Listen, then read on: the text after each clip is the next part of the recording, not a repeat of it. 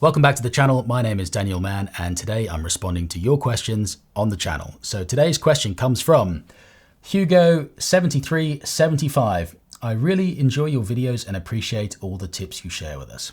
You're welcome. I have a question that I think you might be able to help with. Like you, I also have a beard and regularly go spearfishing, but I often have trouble with water leaking into my dive mask because the seal isn't perfect against my skin. Do you have any advice for minimizing this problem? Is there a specific mask model or style that works better for people with beards?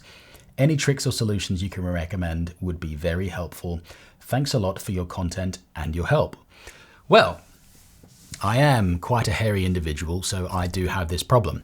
Now, the traditional method that I've seen lots of people do when they get a beard and they don't want to shave it, or a moustache rather, is they will get Vaseline and smear it all across their top lip to fill in all the little gaps under your nose, which for me is probably the most disgusting thing I could ever think of doing to my face, because that Vaseline sticky oiliness just never leaves you all day, and then it ends up smearing out here, then it smears up into your eyes, and the worst thing is it will no doubt smear onto your mask.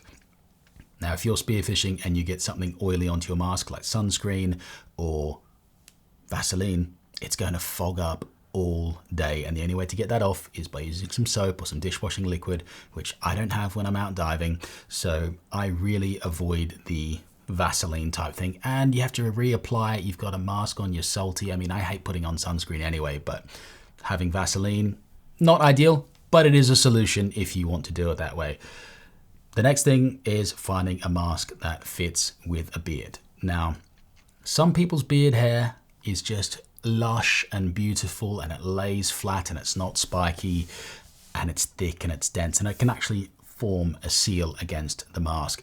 I'm not so fortunate. Mine kind of grows a bit curly, a bit puby when it gets longer, and it's just all over the shop and it doesn't lay flat and beautiful like some men.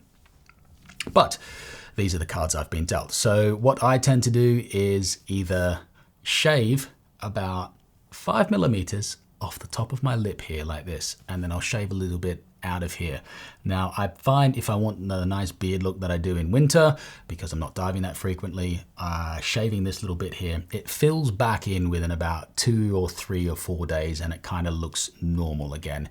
I'm not talking like sort of, you know, Craig David, where you've got this tiny little bit on the lip here on the top of it. I'm just talking like a little tiny bit under here. That's all I tend to find I need to seal a mask under here.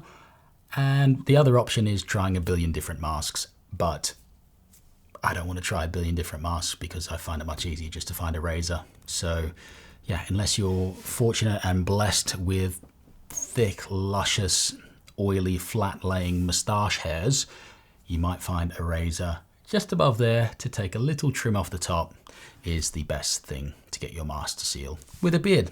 That's my solution anyway. That's what I do. So hope that answers that question, clears it up for you, and you can dive with a mask that doesn't leak. See you on the next one.